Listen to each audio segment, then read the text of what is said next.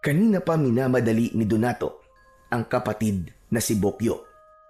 Kailangang pumila sila sa barangay health center para magpa-check up at makakuha rin ng libreng gamot. Ano, Bokyo? Okay ka na ba? Para makaalis na tayo. Si Kuya Donato talaga oh. Kanina mo pa ako inaapuri.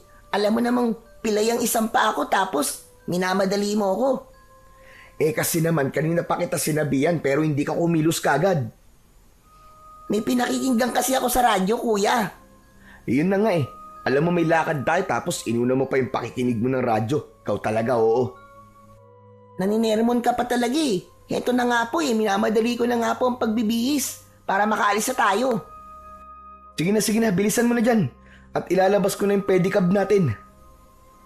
Kailangang samahan ni Donato sa health center ang kanyang kapatid dahil nga ilang araw na itong may sakit.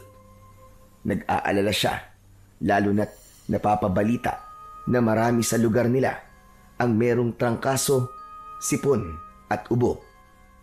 Pangkaraniwang sakit man yun, kaya lamang ay mabilis makahawa at marami ang apektado. Kaya alam ni Donato na tiyak mahaba ang pila sa health center, lalo na't ngayong araw lang ang schedule para sa pagpapacheck up. Nilabas na ni Donato ang kanyang pedicab nang lumapit sa kanya ang isang babae na nasa edad 50. Nakapustura ito. May kulorete ang muka at pula ang suot na blouse at leggings na hapit sa balakang. Siya si Margarita, isang byuda. Walang anak. Malaki ang pagkakangiti niyang lumapit kay Donato. Hello, Donnie. Magandang araw. Sino po, Donnie? Ito naman. Sino pa ba? Di ikaw. Hindi naman po Donnie ang pangalan ko Donato po ang pangalan ko. Ano ka ba? Mas bagay sa'yo ang Donnie. Di ba? Lalo kang gumagwapo kapag tinatawag kang Donnie. Ayoko po nun. Mas gusto ko pa rin po yung Donato. Okay, sige. Donato na kung Donato. Kung yun ang type mong itawag ko sa'yo. Ano po bang kailangan nyo sa akin? Aling Margarita, napadaan po yata kayo. Aray naman. Di ba pwedeng Marga na lang ang itawag mo sa akin? Saka, mas bagay sa akin ang Marga, hindi ba? Nagtutunog yummy at hot ako. Naku naman, Aling Margarita. Hindi ba kayo kinikilabutan sa sinasabi nyo? Hot at yummy kayo? Oo naman. Bakit? Hindi mo ba napapansin yun? Bahala na nga kayo kung yun ang pakiramdam niyo sa sarili niyo. Sa bagay, walang basagan ng trip. Teka lang. Kailan ba kita pwedeng yayain lumabas? Ako ang bahala sa iyo, Donnie. Iba na lang po ang yayain niyo, Aling Margarita. Busy po ako Sa araw po, nagkakargador po ako sa palengke. Sa gabi po, naglalako naman po ako ng balut.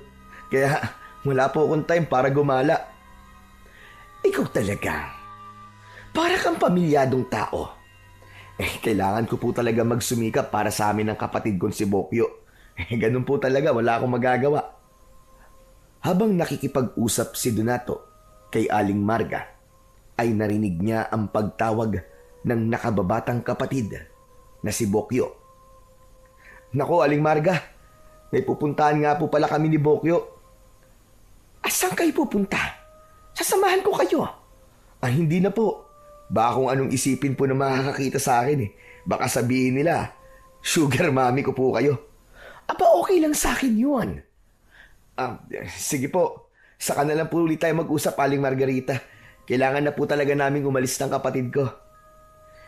Teka, sandali lang. Paano yung ano ko sa'yo? Sana naman mapagbigyan mo yung date na sinasabi ko. Kahit minsan lang. Hindi na pinansin ni Donato ang sinabi ni Aling Marga. Pinuntahan na niya sa loob ng bahay si Bokyo. Nakasimangot ang kanyang kapatid. Si Kuya talaga Minamadali mo ako tapos ang tagal mong nakipagmarites pa yata sa labas. Paano? Inistorbo ko ni Aling Marga. Nagpakit na naman ba sa'yo, kuya? Ewan ko ba dun? Kung ano nung sinasabi, kinikilabutan nga ako eh. Kasi nga, Kuya Donato, may gusto siya sa'yo. Patay na patay siya sa'yo. Kinikilig nga yan kapag nakikita ka niya eh. Ay naku, hayaan mo na nga siya. Kuya, kung juwain mo na kaya. Hoy, okay ka lang ba, Bokyo? Ayaw mo nun, may jowa ka na, may nanay ka pa. At pwede ring lola kung gusto mo. Hindi na, uy. Tara na nga, kung ano nung sinasabi mo. Baka mahaba na ang pila sa health center. Gaya ng inaasahan, ay mahaba na nga ang pila sa health center. Pero walang magagawa ang magkapatid, kundi ang sundin ang pila. Hindi pwede ang singitan at palakasan, kundi magagalit ang mga nakalinya. Ang totoo'y hindi naman dati ganun kahaba ang pila kapag schedule ng pagpapacheck up. Yun nga lang, marami talaga ang nagkaroon ng sakit nitong mga nakaraang linggo lang. Mabilis ding makahawa ang sakit, lalo na sa mga kabataan. Dahil nga mahaba ang pila at marami ang naiinip. Kaya kinausap sila ni Kapitan Teban. Abay, pasensya na kayo. Konting tiyaga lang mga kabarangay. Lahat kayo ay mapagsisilbihan ng ating doktor at nurse na nasa loob ng health center. Kaya maging maayos lang kayo sa inyong pila. Lahat kayo ay masusuri, huwag kayo mag-alala. Siyempre, may uuwi rin kayong mga gamot at bitamina. Sapat na ang sinabi ng kapitan upang mapanatag ang isipan ng mga taga-baryo Pag-asa na lahat sila ay masiserbisyuan ng doktor at nurse. Kaya matyagang pumila ang mga naroon, kasama na ang magkapatid na Donato at Bokyo. Dahil nga sa haba ng pila, ay inabot na sila roon ng hapon. Pero hindi nila ininda yon. Ang mahalaga ay na-check up at nakakuha ng libreng gamot at bitamina si Bokyo. Kung sa pribadong klinika kasi sila pupunta, tsak gagastos sila ng malaki. Wala rin naman silang kakayahang magbayad. Kaya doon na lang sa libre, kahit mahabang oras, ang paghihintay. Napagod po ba kayo, Doc Gudo? Nurse Bibian? Ayos lang po, Kapitan. Trabaho naman po namin na magbigay ng serbisyo sa mga taga rito sa baryo. Masaya po kami ni Doc Gudo na makatulong po sa mga taga rito.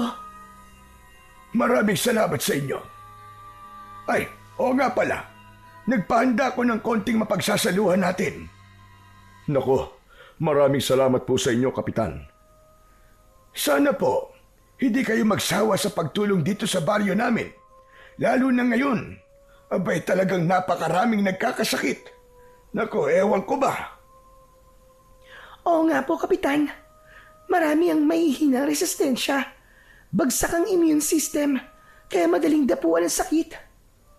Ay, nako. Yun ang nga sinasabi ko. Bigla kasi kumalat ang lagnat at trangkaso dito sa baryo. Nagkahawaan na ang mga tao. Kapag talagang mahina ang resistensya, ay ganun na mangyayari, Kapitan. Pero wag po kayo mag-alala, Kapitan. Dahil gagawan po namin ng paraan ng problema sa mga kalugar nyo. Hahanap po kami ng bakuna para palakasin ang immune system ng mga taga rito sa baryo Pag-asa. Tama po si Nurse Bibian, Kapitan. May mga kumpanya po na maaari kaming kausapin para magbigay ng donasyong bakuna dito ho sa inyo. Nako, malaking tulong po sa amin yan, Doc Gudo. Maraming salamat po.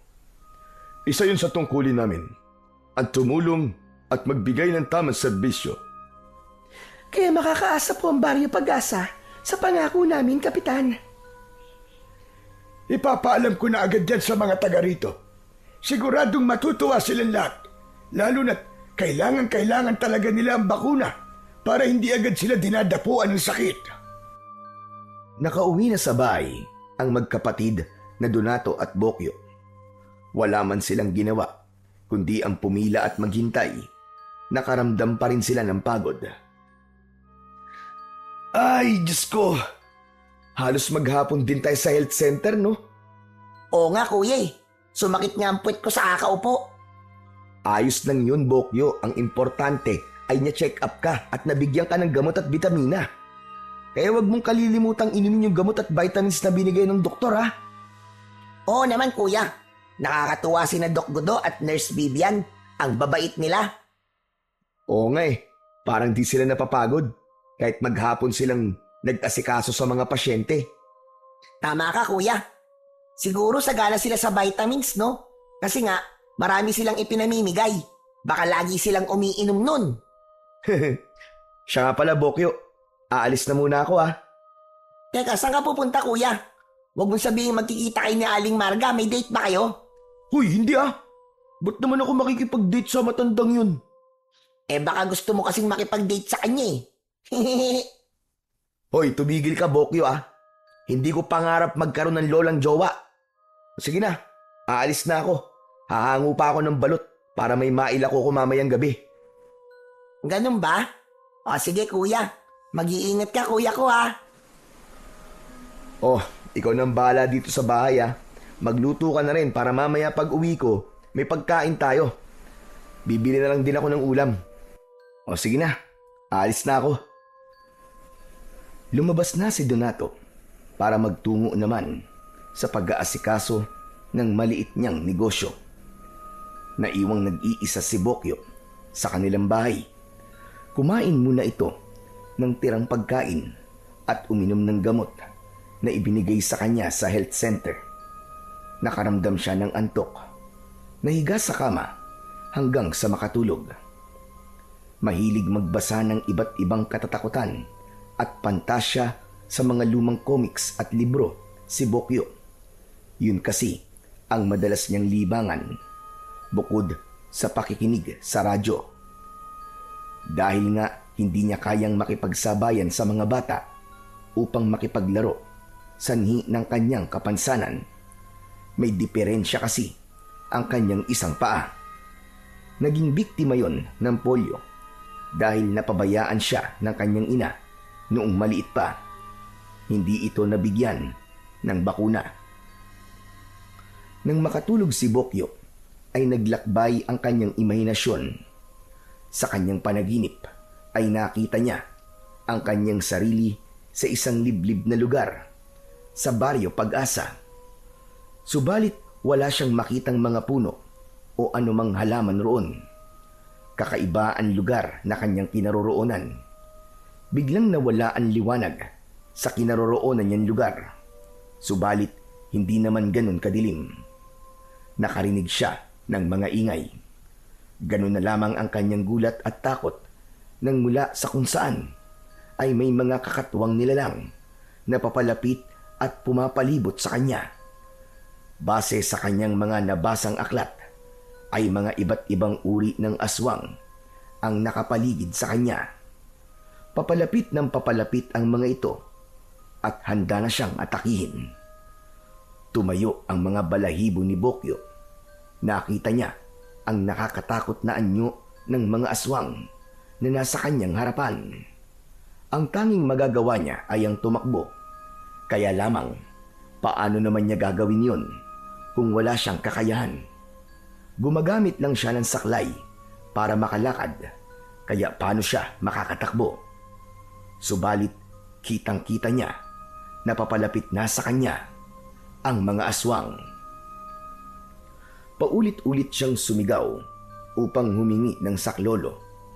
Kaya lamang ay walang boses na lumalabas sa kanyang bibig kahit na anong pilit niya.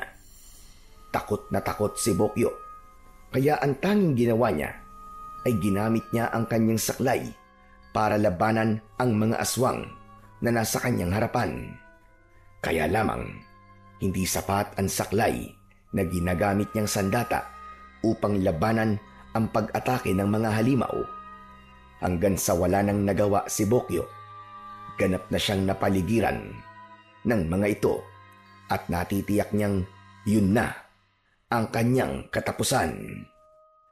Kaya tanging malakas na sigaw na lamang ang kanyang magagawa, pero wala pa ring lumalabas na boses sa kanyang bibig. Naramdaman na lamang ni Bokyo ang tila may aswang na kumagat sa kanyang paa. Mas malakas na ang kanyang sigaw. Sa pagkakataong yun ay nagising na siya sa pagkakatulog. Ramdam niyang may masakit sa kanyang paa. Nakita niya, nakagat ng kanyang Kuya Donato ang kanyang hinlalaki. Aray! Aray ko naman, kuya! Ba't mo naman kinagat ang hinlalaki ko sa paa? Mabuti nga kinagat ko eh. Pwe, ang sama ng lasa ng paa mo. Siyempre, hindi pa ako naguhugas ng paa. Nakatulog na ako dito sa upuan eh. Dumating ka na pala, kuya. Mabuti nga kamot, dumating na ako. Inabutan kong umuungol ka at binabangungot. Ilang tapik ko na sa'yo, hindi ka pa rin magising-gising. Kaya kinagat ko na ang hinlalaki ng paa mo, yun. Di nagising ka. Pero ang sakit naman, kuya. Parang gusto mo nang putulin ang daliri ko sa paa eh. Kasi nga ayaw mo magising. Kaya diniinan ko ang pagkakakagat. Kung hindi kita nagising, baka kung napaano ka na. Alam mo, kuya, nakakatakot yung panaginip ko. Bakit? Ano ba na panaginipan mo? Ikinuwento ni Bokyo sa kanyang kuya ang laman ng kanyang nakakatakot na panaginip. Yan, kasi kasalanan mo. Dahil yan sa kahiligan mo sa pagbabasa ng mga horror na libro, sa kalumang comics. Pero kuya, parang totoo ang panaginip ko eh. Alam mo ba, itong lugar daw natin ay pinamumugaran daw ng mga aswang. Nakakatakot talaga, kuya. Naging aswang ang mga taga rito. Ano? Imposible namang mangyari yun. Ang mga taga rito, naging aswang? Oo, kuya. Kaya nga nakakatakot talaga eh. Panaginip lang yun, Bokyo. Palibasa, hindi ka kasi nagpipray bago ka matulog. Kaya yan, kung ano-ano tuloy na papanaginipan mo. Pero kuya, araw na araw naman eh. Pero ba't kaya ako na naginip ng ganun? Alam mo, Bokyo, araw man o gabi, basta natulog ka, pwede kang managinip. Pero, paano kuya? Kung magkatotoo bigla yung panaginip ko. Sinabi ko na nga, imposible yun. Isang malaking kalokohan na magiging aswang ang mga taga rito sa Baryo Pag-asa. Sa kampanaginip, alam mo, kabaligtaran niya ng katotohanan. Napakamot na lamang ng ulo ang nakababata niyang kapatid na si Bokyo. Alam mo, mabuti pa tulungan mo na muna akong maglaga nitong nabili kong itlog para mamaya ay maibenta ko na. Siya nga pala, uminom ka na ba ng gamot na ibinigay sa'yo tsaka yung vitamins? Oo, kuya. Kaya siguro napasarap ang tulog ko at nanaginip ako dahil sa gamot na ininom ko eh. Samantala, may mga taong nagbalik kay Kapitan Teban dahil iba ang kanilang naramdaman pagkatapos na inumin ang mga gamot na ibinigay nila Dr. Gudo at Nurse Bibian. Iba-iba ang kanilang naramdaman. May sumakit ang ulo, sumakit ang tiyan, at nakaramdam ng pagsusuka. Kaya naman, ikinibahala din yun ng kapitan. Agad niyang tinawag yun kay Dr. Gudo. May ilang bagay na sinabi sa kanya ang doktor na siya namang ipinaalam kagad ni Kapitan Teban sa mga taong nagrereklamo. Makinig kayo sa sasabihin ko para naiintindihan nyo mga kababaryo. Ito ay sabi rin lang sa akin ni Dr. Gudo. Ayon sa kanya, ay normal lamang na may kakaiba kayong maramdaman kapag ininom nyo ang mga gamot na ibinigay niya sa inyo. Pero wala kayong dapat na ipag-alala dahil lahat ng hindi magandang nararamdaman nyo ay mawawala rin kapag nasanay na ang katawan nyo. Sa ngayon kasi, dahil bago lang kayo sa pag-inom ng gamot at hindi pa sanay ang katawan nyo, nagkakaroon nyo ng iba't ibang epekto. Pero wala naman daw kayong dapat na ikabahala. Mas mainam nga raw yun dahil ibig sabihin daw po nun ay nagkakaroon ng bisa sa katawan ninyo ang gamot na ibinigay nila. Tapat na ang naging paliwanag na yon ni Kapitan Teban para mapanatag ang loob at isipan ng mga taong nagtataka dahil sa kanilang nararamdamang kakaiba. Pero sabi nga ni Doc Gudo ay mawawala rin yon. Samantala, sa lugar na kinaroroonan ng mag-asawang sina Doc Udo at Nurse Vivian ay abala ang dalawa. Natawagan ko na supplier ng mga gamot na bakuna, Gudo. Anong sabi sa'yo, Vivian? Darating daw sa takdang araw ang mga bakuna na gagamitin natin sa mga taga-Baryo Pag-asa. Mabuti naman kung ganun. Dahil hindi dapat masayang ang bawat oras. Yun din nga ang sinabi ko sa kanila. Mahalaga sa atin ang bawat oras. Saka inaasahan yun ng mga taga rito sa baryo. Ayoko ring masira tayo kay Kapitan Teban. Gudo, tiyak magiging matagumpay ang ating misyon. Nasisiguro ko yun. Oo, Vivian, tama ka. Kaya masaya rin ako. Bukas, babalik tayo sa barangay. Pero wala pa yung bakunang ipinangako natin. Oo nga. May mga taga-baryo na hindi natin nasusuri. Kailangan malaman din natin ang kondisyon nila. Kung sa bagay, tama ka, Gudo. Isa pa, kailangan muli nating may paliwanag sa mga taga-baryo ang kanilang kakaibang nararamdaman. Napaliwanag na yun sa kanila ng kanilang kapitan, hindi ba? Oo, tama ka. Pero iba pa rin kung sa atin mismo manggagaling ang pagpapaliwanag para ganap nang mawala ang kanilang pag-aalala. Dahil nga pagsapit ng gabi, ay pagtitinda ng balut ang inaasikaso ni Donato, kaya inayos na ng binata ang kanyang pedicab at ang basket ng balut. Iikutin niya ang buong baryo sa gabing yun upang magtinda. Ipinagtaka ni Donato ang nangyari ng gabing yun dahil madaling naubos ang kanyang tindang balut. Kinulang pa nga ito. Tila ba lahat ng tao sa baryo ay nagugutom at gustong kumain ng balut. Kaya naman, masaya si Donato habang papauwi dahil madaling naubos ang kanyang tinda. Habang sakay ng kanyang pedicab ay may kakaibang naramdaman ng binata nang mapadaan siya sa isang madilim na bahagi ng kalsada. Nakarinig siya ng kakaibang ingay na tila may mga sumusunod sa kanya. Kaya lamang, tuwing lilingon siya at titingin sa lugar na pinagmulan ng ingay, ay wala siyang makitang anuman. Pambihira. Ngayon lang nangyari sa akin to Parang meron talagang kakaiba. May hindi pangkaraniwan ako nararamdaman. Inisip na lamang ng binata na baka guni-guni niya ang lahat ng nararamdaman.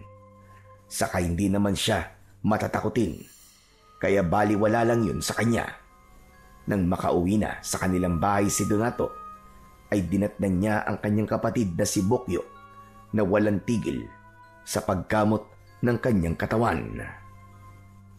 Hoy, Bokyo, ano ba nangyayari sa'yo Hindi ko nga maintindihan, Kuya Donato Panay ang kagkag mo dyan sa katawan mo. Ano bang meron? Kating-kati ka. Kuya, sobrang kati talaga. Ang kati-kati po ng pakiramdam ko. Saan ka ba galing? Baka kung saan ka kasi nagsususuot, kaya kinati ka. Hindi, Kuya. Dito nga lang ako sa bahay abang wala ka Kaya lang, bigla na lang kumati ang buong katawan ko.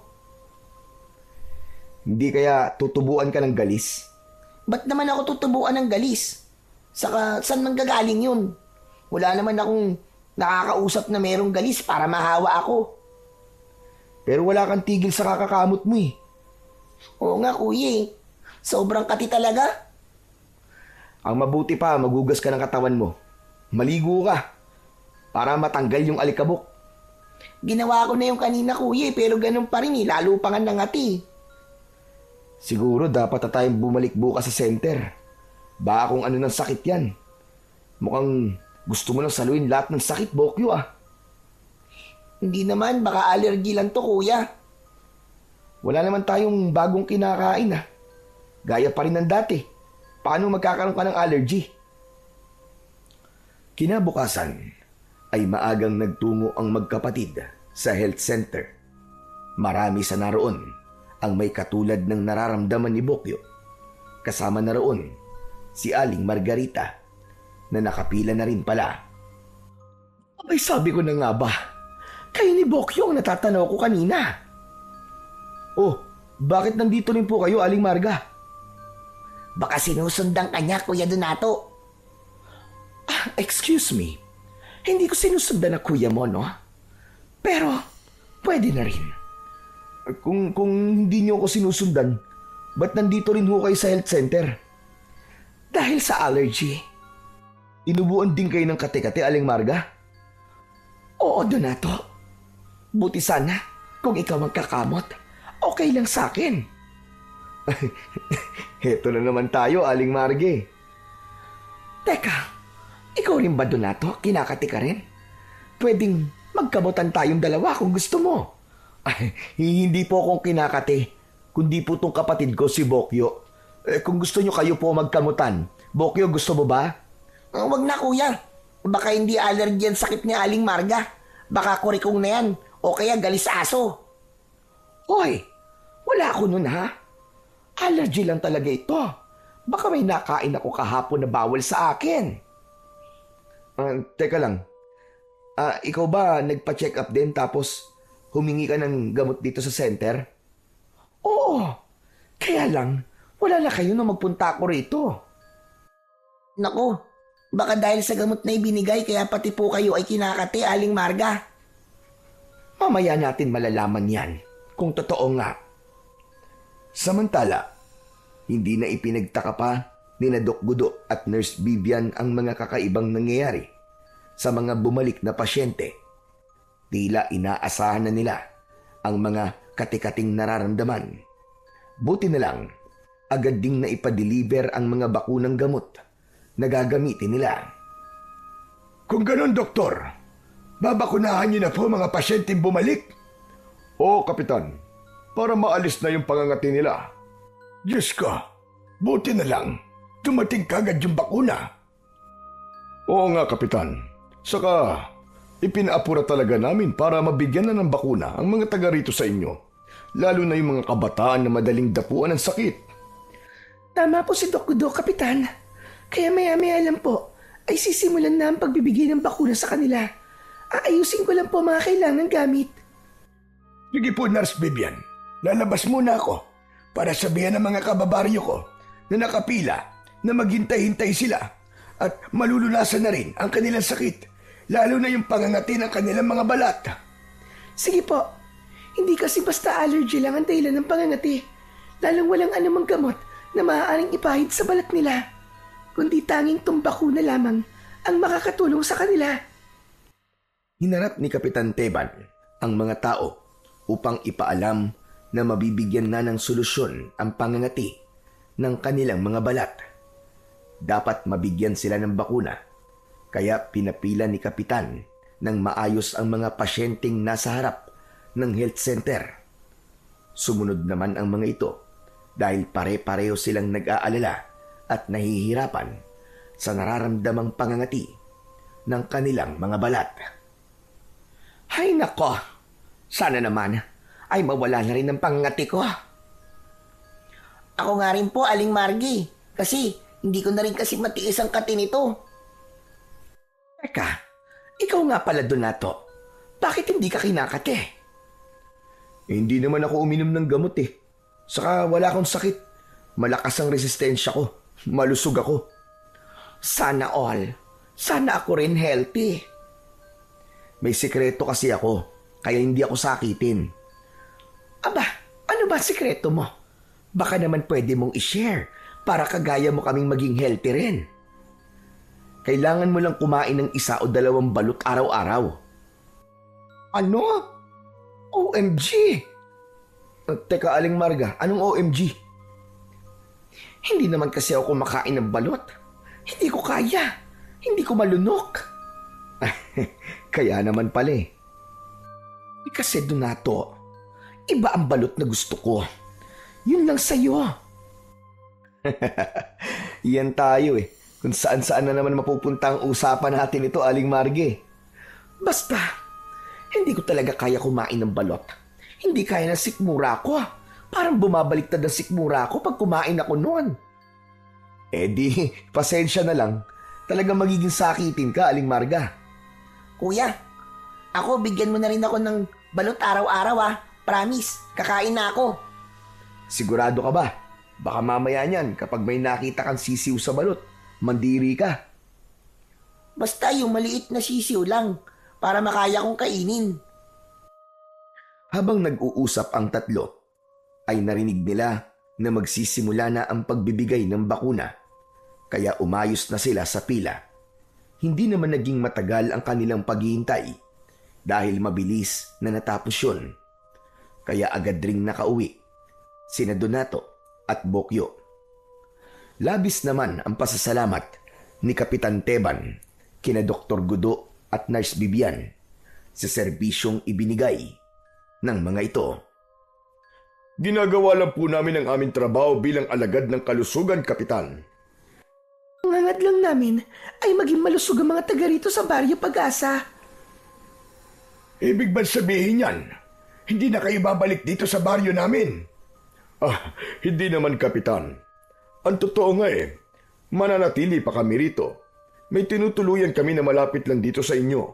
Mas mainam kasi na malapit lang ang tinitirahan namin para kapag mayroong problema ay agad kaming makakarating. Kung pwede nga lang sana, Dok Gudo, ay dito na kayo pumirmi sa baryo namin dahil malaking tulong po na may doktor dito sa aming lugar. Pinag-iisipan pa lang po namin mag-asawa yung Kapitan. Nagpaalam na sina Doc Gudo at Nurse Bibian kay Kapitan. Bumalik na sila sa kanilang tirahan.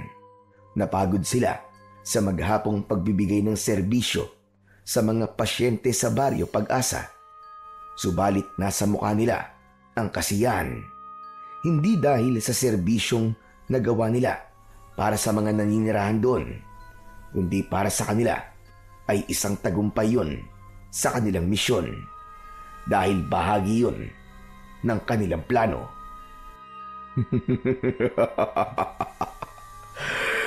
Napakadali nilang maniwala at magtiwala, Bibian. Dahil utu-utu sila, lalo na ang kanilang kapitan. Marami tayong nabakunahan, pero alam nating hindi pa lahat.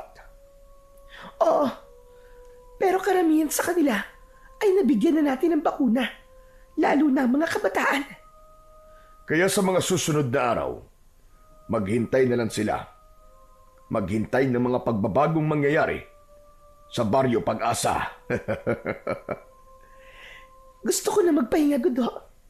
Napagod ako ng gusto. Ako rin naman. Wala nang kawala ang mga taga rito. Mahahawakan na natin ang baryong ito. Sumapit na muli ang gabi. Gaya ng ginagawa ni Donato, ay kailangan na muli niyang umikot sa baryo upang magtinda ng balut. Isang araw din siyang hindi nakapagtinda, kaya dapat makabawi siya sa gabing yon. Dinagdagan niya ang balut na kanyang binili at umaasa siya na mas marami siyang maibibenta ng gabing yon. Sakay na ng kanyang pedicab si Donato. Inilalako na niya ang balut nang mapadaan siya sa bahay ni Aling Marga. Naghahanda na nun para matulog ang byuda nang marinig ang boses ni Donato. Nagmamadaling lumabas ng bahay at tinawag ang binata. Donato, kanina pa kita hinihintay. Aba, bakit niyo ako hinihintay? Bibili ka po ba ng balot? Oo, kaya nga kita tinawag Pero di ba sabi niyo hindi kayo kumakain ng balot? Ano ka ba? Di ba sabi mo, yan ang sikreto mo ng pagiging malusog ng katawan mo. Kaya itatry ko. Kakain na rin ako niyan. Pipilitin kong kumain. Sigurado kayo? Siguradong sigurado. Lalo na kung sasamahan mo akong kumain ng balot. Basta ba marami kang bibilin Ayos sa akin yun. Oo naman. Basta samahan mo akong kumain Lahat ng makakain mo, babayaran ko rin. Hanggang 5 lang ang kaya ko, Aling Marge. Saka, hindi rin naman kasi mainam kapag sobra na. O sige, bibili ako ng 10. Tig-5 tayo. Basta promise mo, sasamahan mo akong kumain, ha? Kung bilin mo na lang kayang lahat to, Aling Marga. Well, pwede. Pero, sa isang kondisyon. Ano namang kondisyon? Dito ka lang muna para may kakwentuhan ako, Donato. Kasi, ang lungkot ng nag-iisa. Alam mo, mahirap talaga maging biyuda. Basta mag-uusap lang tayo, ha? Walang problema. Basta hanggang dun lang. Oo naman. Masaya na ako noon. Tapos, bukas, ipamimigay ko na lang sa mga kapitbahay ko itong balot. Tama yun. Makakatulong ka pa sa kanila, Aling Marga. Correct ka dyan. Pumayag si Aling Marga sa kondisyon ni Donato. Ikinatuwa naman yun ng binata dahil hindi na siya mapapagod ng gabing yun. Sa kanangako naman, si Aling Marga nasasamahan lang siya sa gabing yun para meron siyang makakakwentuhan. Bukod sa balot ay naghanda na rin ng iba pang pagkain si Aling Marga. Habang lumalalim gabi ay patuloy sa pagkikwentuhan ang dalawa hanggang sa may narinig sila. Ano yun? Parang may babaeng sumisigaw, ah. Oo nga. Naririnig ko rin. Sandali lang, titignan ko. Teka. Sandali lang, Donato. Huwag mo akong iwan dito. Sandali lang ako, Aling Marga. Aalamin ko lang kung sino yun. Baka nangangailangan na ng tulong, eh. Pero natatakot ako.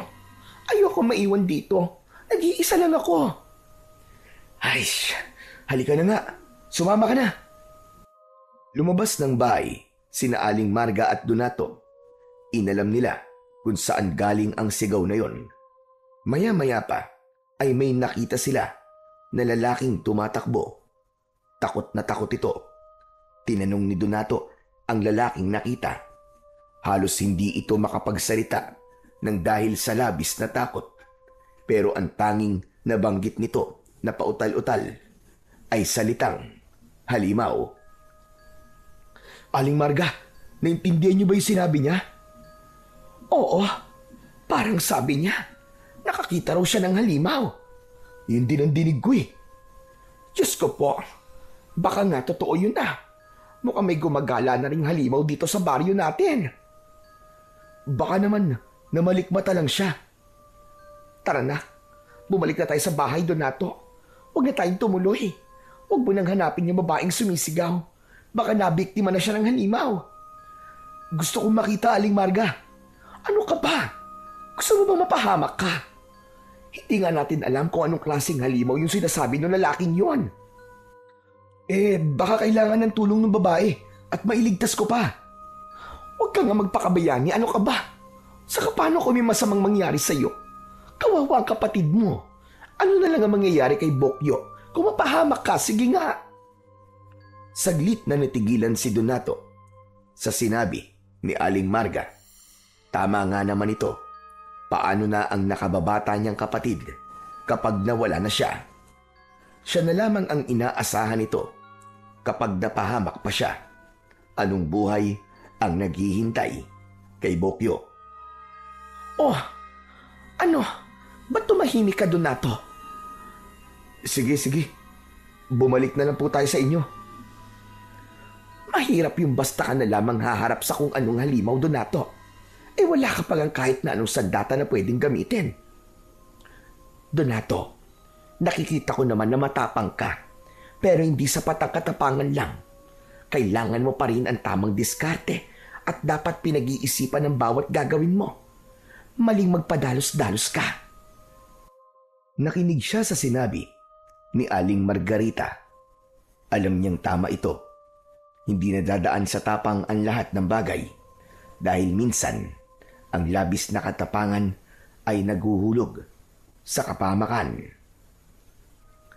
Nang makabalik na sa bahay ni na Aling Marga ang dalawa, ay tahimik si Donato. Magpapaalam na siya nang pigilan siya ng biyuda. Teka, sandali. Uuwi ka na? Oo. Kailangan ako ni Bokyo saka mag-uumaga na rin. O siya, sige. Salamat sa oras mo, Donato, ha? kahit papaano ay pumayag kang samahan ako rito. Wala ho yun. Saka inubos niyo naman po lahat ng balot na tinda ko eh. Kaya okay lang ho yun. Nang makauwi na si Donato sa kanilang bahay, ay halos mag-uumaga na. Dinatnan niyang gising ang kanyang kapatid na si Bokyo. Nagulat pa ito nang buksan niya ang pintuan. Tila takot ang kapatid niya. "Oh, Bokyo, ano nangyari sa'yo?"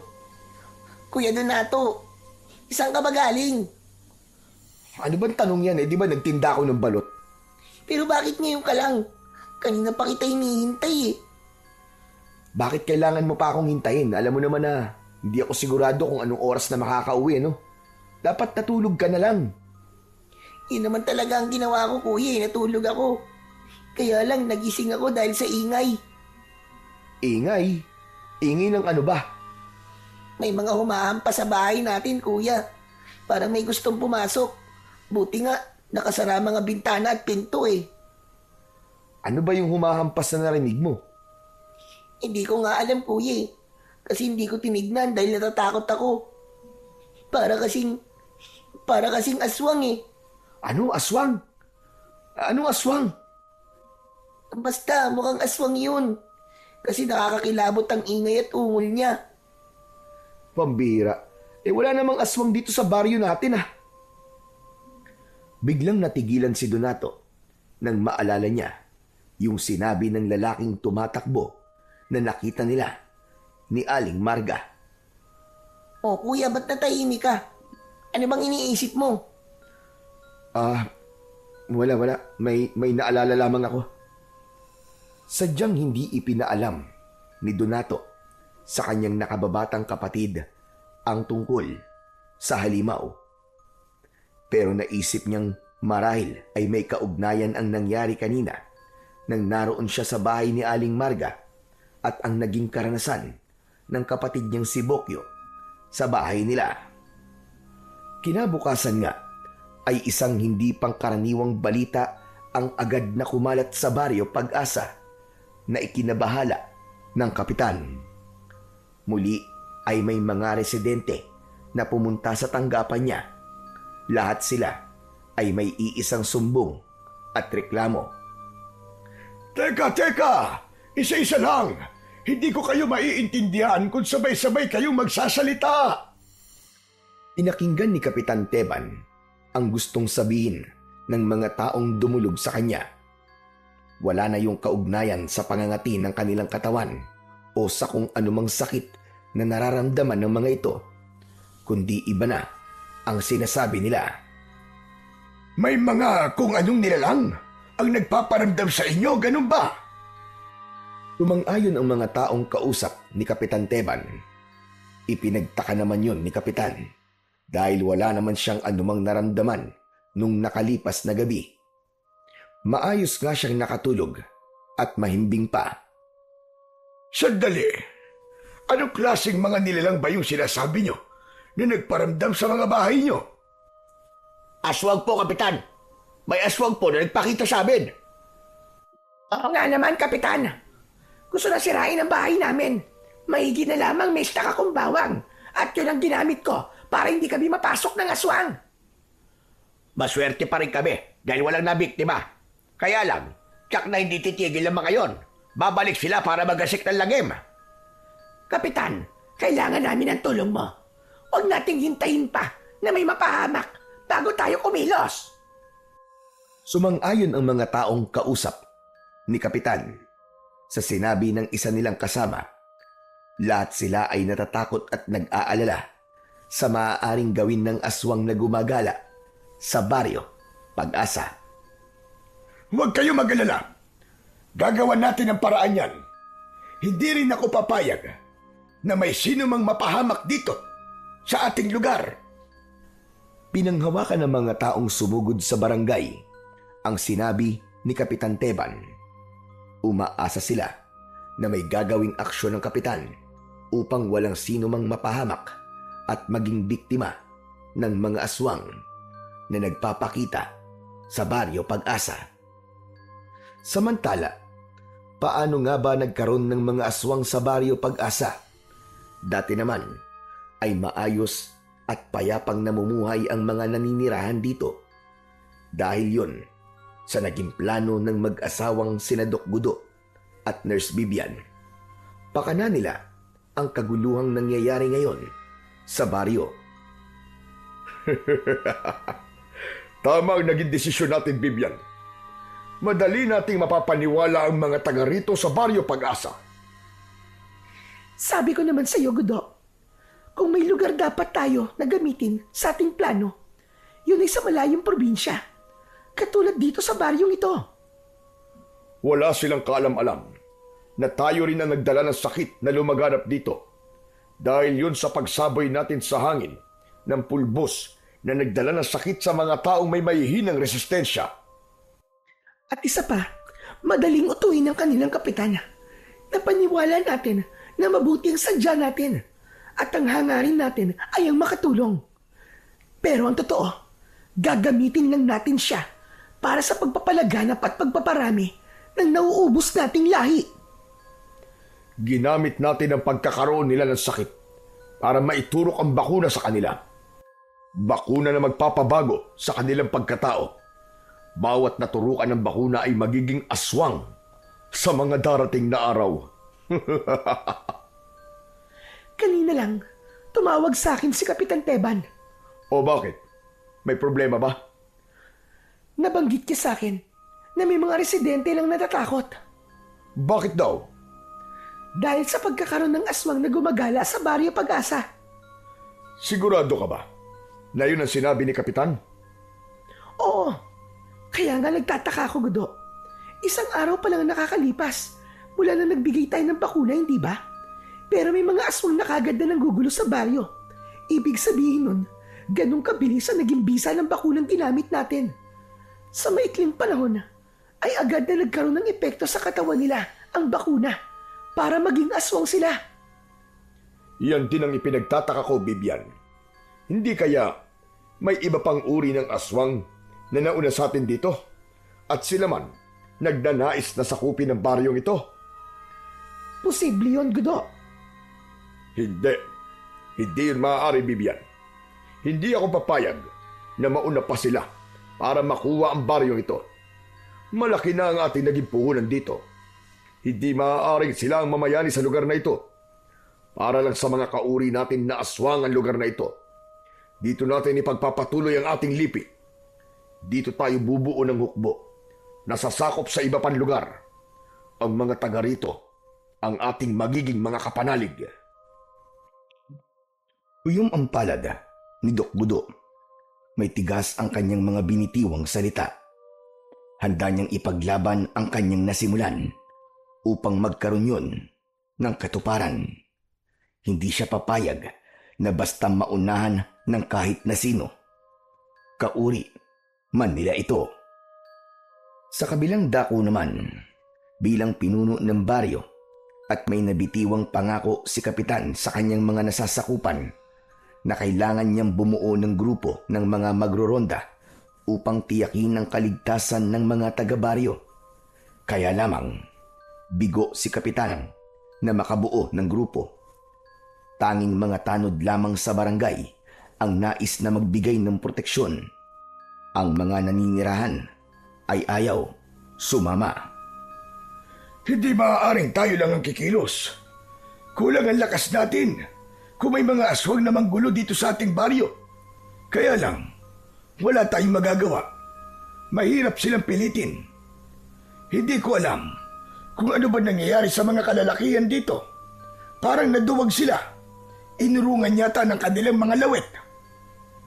Kaya isang malaking hamon kay Kapitan Teban kung paano niya titiyakin ang kaligtasan sa kanyang mga nasasakupan, lalo na't iilan lang silang iikot sa baryo sa bawat gabi upang protektahan ang mga residente sa pag-atake ng kampon ng dilim.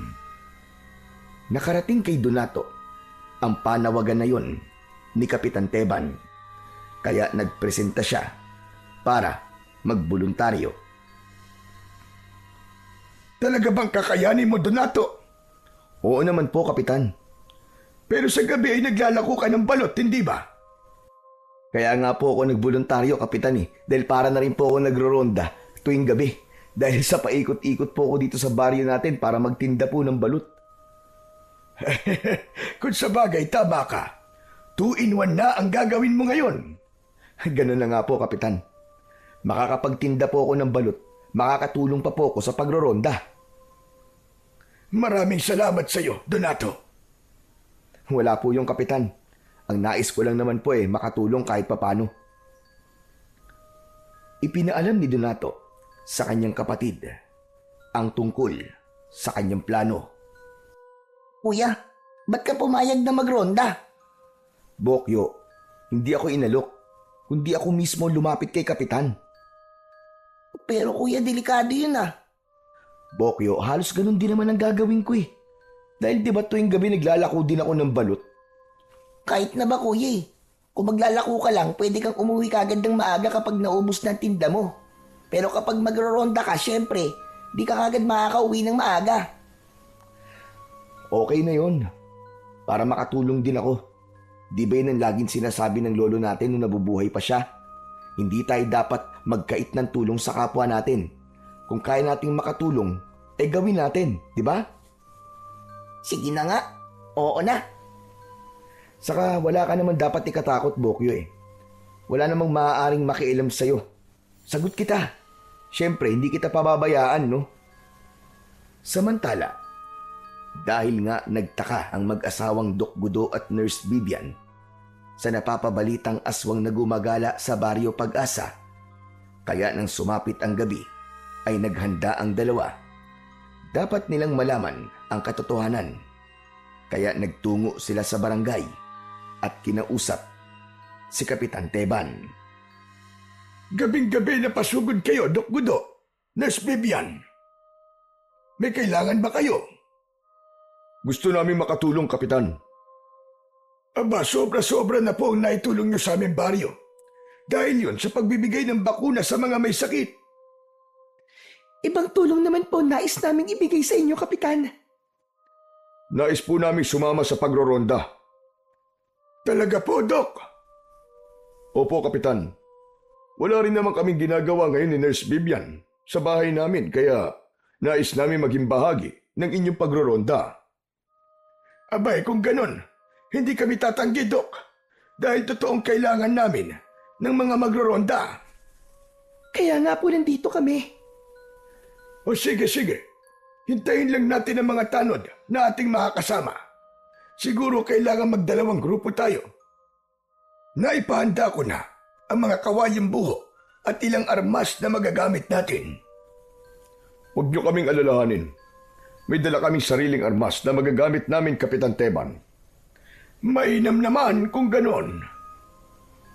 Samantala, si Donato na siyang makakasama rin sa pagroronda ay sinimulan na rin ang pagtitinda. Kapag maaga siyang nakapagpaubos ng balut, saka pa lamang siya pupunta sa grupo ni na Kapitan Teban. Inihanda niya ang kanyang gulok. Itinali na rin niya yon sa kanyang bewang. Sana maraming bumili nitong balut para makapagronda na kagad ako. Tsak aasahan ni Kapitan ang pagsama ko sa kanila. Ngunit nang lalakad na ang mga magroronda, ay nagpaalam sina Doc Gudo at Nurse na hihiwalay sila sa grupo ni na Kapitan Teban. Sigurado po ba kayo, Doc Gudo? Oo, Kapitan. Hindi kami sasama ni Nurse Bibian sa inyo. Tama po. Iiba po kami ng lugar. Pero mas mainam kung may iba pa kayong kasama. Maaari kong isama sa inyong isang kagawad. Hindi na po, Kapitan. Ayos na po kami ni Nurse Bibian. Huwag niyo po kaming alalahanin. Kaya po namin ni Doc Gudo. O siya, sige. Kayo ang bahala. Bagamat nagtataka si Kapitan, ay hinayaan na lamang niya ang desisyon ng mag-asawa. Sila ang may kagustuhan nun. Sakaling may mangyari man sa kanila, ay hindi niya nakasalanan dahil pinili nilang humiwalay sila at walang ibang kasama. Subalit may dahilan kung bakit yun ang desisyon ni Doc Gudo. Dapat talagang tayong dalawa lang ang magkasama, Bibian. Para magagawa natin ang ating gusto. Tama ka, Gudo. Ang kailangan lang naman ay maipakita natin kay Kapitan na tumutulong tayo sa kanila. Ganun na nga, para hindi sila maghinala sa atin. Pero kailangan mo na nating alamin ngayon kung sino ang ibang aswang na nanggugulo rito sa baryo. Dapat na talaga nating malaman yun. Ganap nang lumayo sina Doc Gudo at Nurse Bibian sa grupo ng mga nagroronda na pinangungunahan ni Kapitan Teban. Doon sila nagtungo sa lugar na hindi sila makikita ng mga ito. Nag-abang ang mag-asawa sa pagpapakita ng aswang na gumagala sa baryo Pag-asa. Habang naghihintay ang dalawa, ay narinig nga nila ang yabag at kakaibang ingay. Ganon din ang amoy na pamilyar kina Doc Gudo. Andito na sila, Bibian. Hindi nga natin kauri ang aswang na yun dahil kakaiba ang amoy nila. May malansang amoy sila. Magkubli tayo para hindi nila kagad tayo makita. Gudo, dito tayo sa may malaking puno. May kutob akong dito sa lugar na to sila dadaan. Nang makapagtago na ang dalawa, ay nakita nilang iniluwa ng dilim ang dalawang aswang. Mga aswang na iba ang kulay ng balat, bagamat nakakatakot din ang kanilang anyo. Hindi ako maaari magkamali. Sila ang aswang na matagal ng kalaban ng ating lahi, Bibian. Gusto nilang unahan ang plano natin. Tama ka. Maaaring nalaman nila na dito sa lugar na to tayo nagpaplanong bumuo ng ating bagong grupo. Gudo, anong gagawin natin? Anong plano? Dapat na silang mahadlangan bago pa nila tayo maunahan. Dahil alam kong puntirya din nilang patayin tayo, Bibian. At kapag nangyari yon, sila ang makikinabang sa itinanim natin dito. Magiging alagad nila ang mga aswang na bunga ng bakunang itinurok natin sa mga taga rito sa baryo Pag-asa. Ano pang hinihintay natin, Gudo? Gawin na natin ang nararapat sa mga yan. Tara na! Nagbago ang anyo ni Doc Gudo at Nurse Bibian. Naging aswang ang mag-asawa. Hinarangan nila ang paparating na ibang lahi ng aswang. Ganun na lamang ang gulat ng mga ito nang makita ang ginawang pagharang ni Doc Gudo at Nurse Bibian. Kung ano man ang pinaplano nyo, huwag nyo nang ituloy dahil hindi namin kayo pahihintulutan. Nagkamali kayo ng lugar na inyong pinasukan. Alam niyong narito na kami. Nagawa niyo pang magtungo rito. Dapat humanap na lang kayo ng iba pang lugar at huwag dito. Nakatingin lamang ang mga aswang nakausap ni Doc Gudo. Subalit naghahanda ang mga ito para sa pagsugod sa kanila. Maya-maya pa, umatungal ang mga ito at biglang sumugod kina Doc Gudo. Pero kanina pa nakahanda ang mag-asawa. Hindi sila papayag na maunahan at malamangan. Matindi ang naging labanan ng dalawang lahi ng mga aswang. Umaalimbukay ang lugar ng kanilang sagupaan. Naging madugo ang laban ng mga ito. Parehong nasugatan ang magkabilaang panig. Subalit merong dapat manalo at matalo sa labang yon. Hanggang sa humandusay ang mga aswang na talunan. Hindi yon ang mag-asawang Doc Gudo at Bibian, kundi ang kabilang grupo ng mga aswang. Nang matiyak ng mag-asawa na natalo na nila ang mga aswang na dayo sa baryo Pag-asa, ay agad silang bumalik sa kanilang dating anyo. Kailangan na natin bumalik kina Kapitan. Bakit pa, Gudo? Para ipaalam sa kanila na napatay na natin ang mga aswang na hinahunting nila. Tama ka. Dapat nilang malaman na tayo nakapatay sa kanila. Halika na. Pumunta na tayo kay Kapitan. Lumakad na ang mag-asawa. iniwan ang mga aswang na napatay nila at nakahandusay sa lupa. Ipapakita nila yon kina Kapitan. Kaya lang, walang kaalam-alam sina Doc Gudo na may mga matang nakakita sa mga pangyayaring yon. Buong-buo niyang napanood at natuklasan ang mga pangyayari. Talaga, Doc Gudo? Napatay niyo na mga halimaw? Oo, Kapitan. Iniwan namin sa bandaron. Sumama kayo at babalikan natin sila para makita nyo. Mga kasama, sumama tayo kina Doc Gudo. Halina kayo. Nakita ng grupo ni Kapitan ang sinasabing aswang na napatay ng mag-asawa. Hinila yon ng mga tanod at dinala sa lugar na malayo sa mga bahay at doon ay kanilang sinunog. Maraming salamat sa inyo, Doc Gudo. Hindi lang sa panggagamot nyo kami natulungan, kundi maging sa ganitong problema. Sabi ko naman po sa inyo, Kapitan, handa po kaming gawin ang lahat. Kahit na anong tulong na kaya namin, ay handa naming ibigay sa inyo para sa inyong mga kababaryo. Kaya, lagi niyo po kaming maaasahan, Kapitan Teban. Pagkatapos na magpasalamat si Kapitan, kina Doc Gudo ay nagpaalam na rin ang mag-asawa dahil mag-uumaga na rin noon.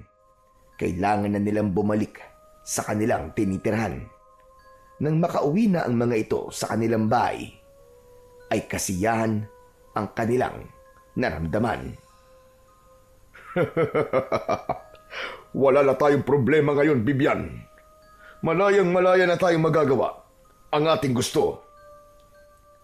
Tama ka. Akala ko talaga'y magiging sagabal na sa atin ang mga aswang na yon. Isa lang ang ibig sabihin. Mahinang klase sila. Tama ka. At wala na makikialam sa mga plano natin. Tama ka.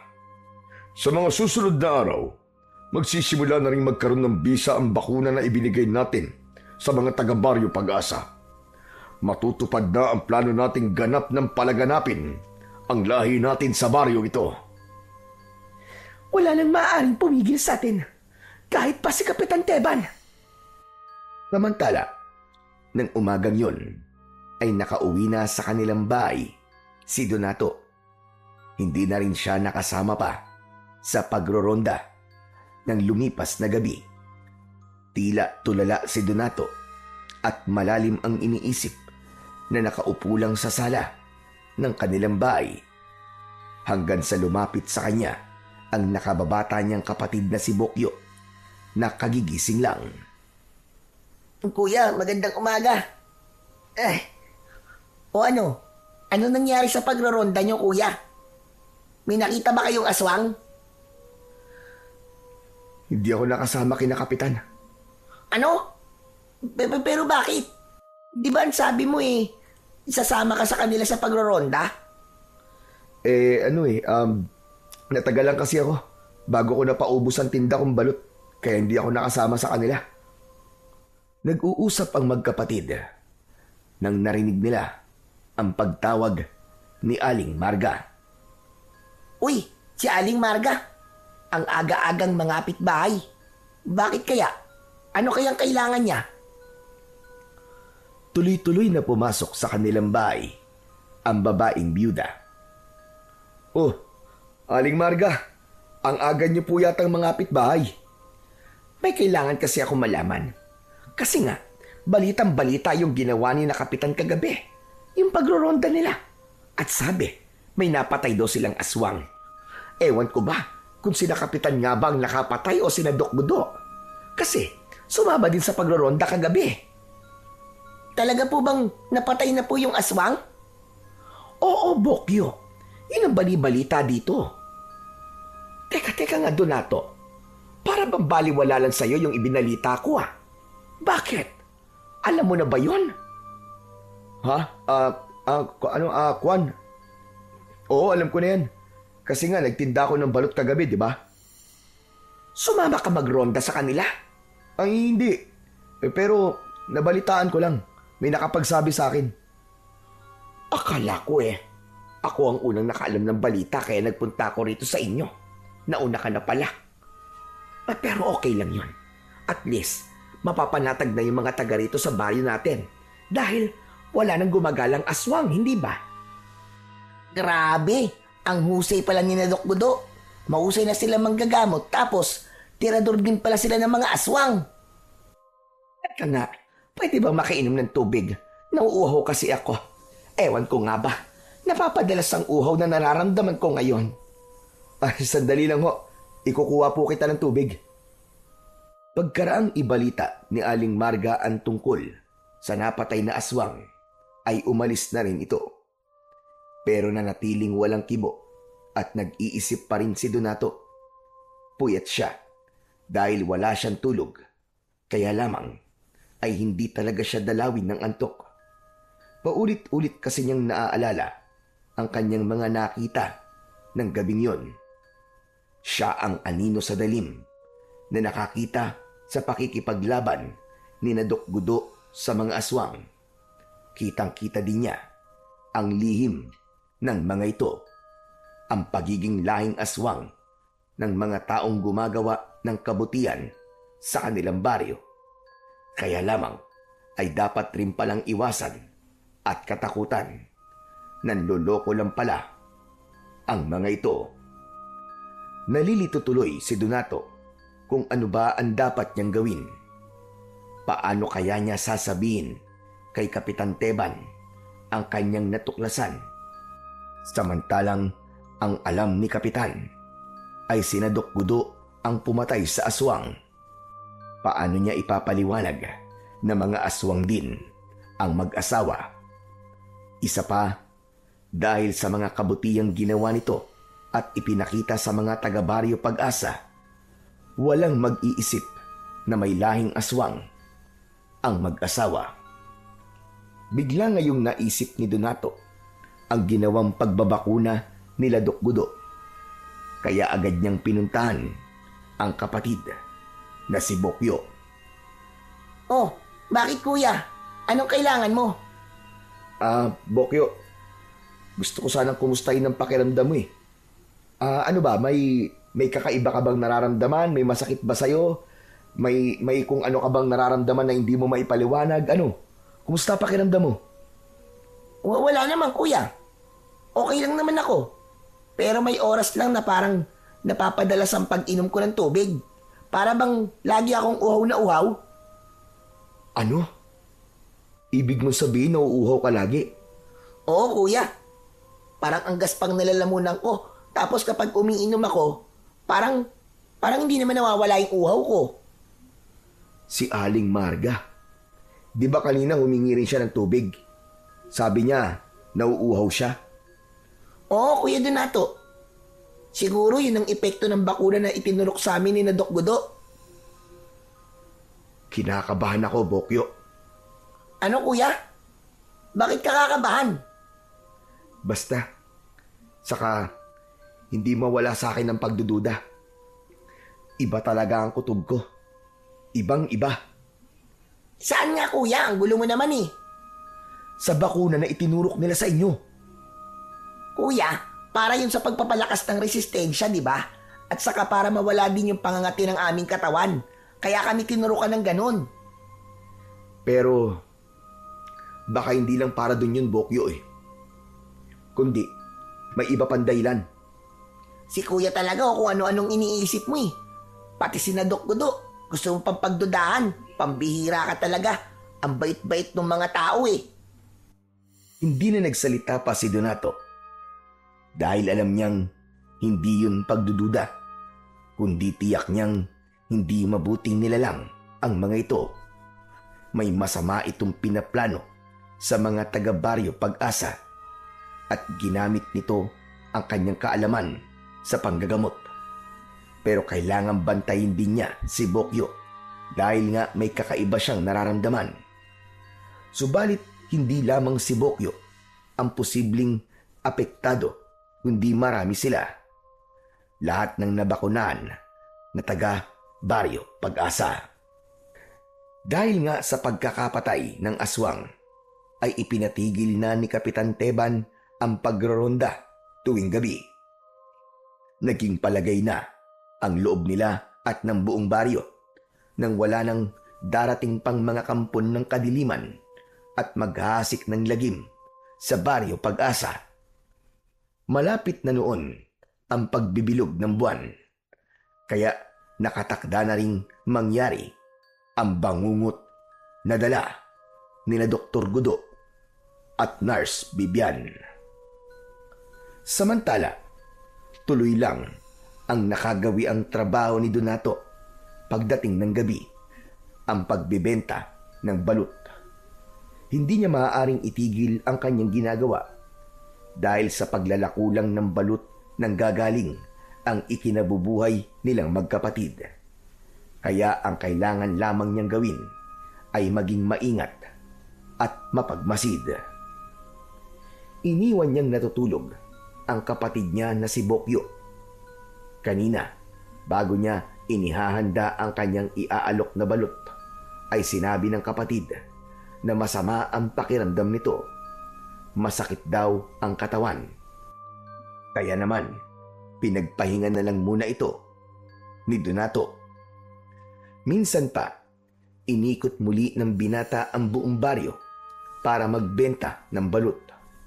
Hindi niya alam ang kanyang nararamdaman ng gabing yon.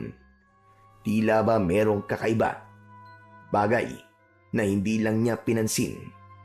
Mas mahalagang mabiling lahat ang laman ng dala niyang basket habang sakay siya ng kanyang pedicab.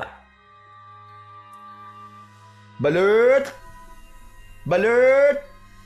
Penoy balut! Bili na po kayo! Balut! Pampalakas ng tuhod! Hanggang sa mapatapat si Donato sa bahay ni Aling Marga.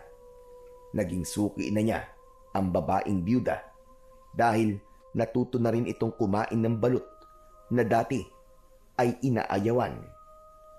Inihinto ng binata ang kanyang pedicab sa harap ng bahay ng babaeng byuda. Tinawag niya ito pero wala siyang marinig na sagot. Baka napapasarap lamang ang tulog ni Aling Marga kaya hindi ako naririnig. Teka, lalakasan ko ang pagtawag ko sa kanya para magising. Inulit ni Donato ang pagtawag, subalit wala pa ring sumasagot. Nag-alala si Donato dahil alam niyang hindi naman umaalis ng bahay ang babaeng byuda.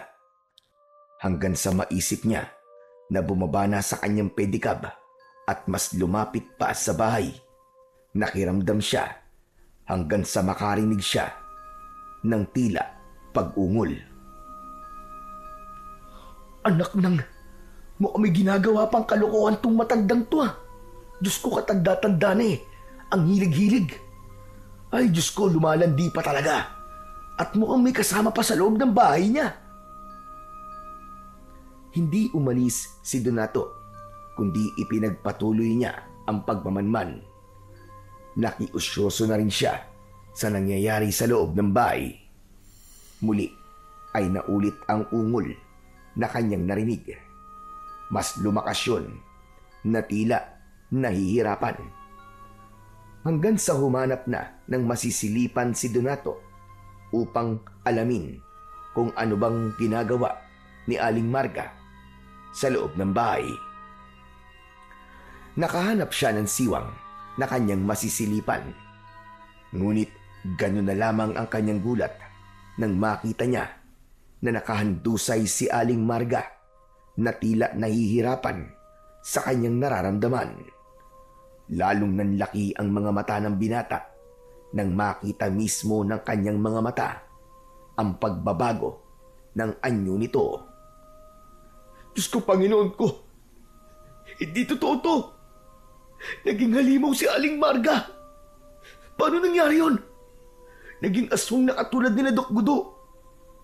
Anak nang, sinasabi ko na nga be, may planong hindi maganda ang doktor na yun eh.